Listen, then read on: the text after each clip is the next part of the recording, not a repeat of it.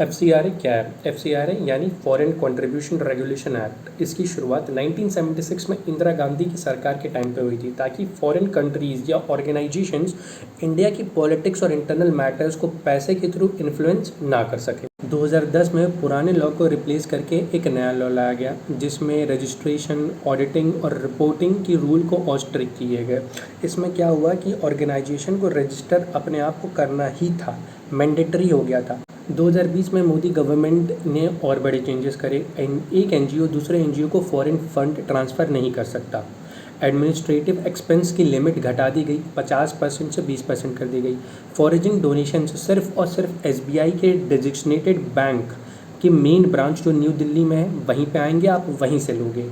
अब 2026 में नए अमेंडमेंट बिल के हिसाब से बहुत सारे चेंजेस हैं, जैसे कि अगर एक एनजीओ का लाइसेंस कैंसिल होता है या एक्सपायर होता है या सरेंडर होता है, तो उसकी जो फंडिंग्स और जो एसेट्स है वो मैनेज करेगा एक गवर्नमेंटल बॉडी।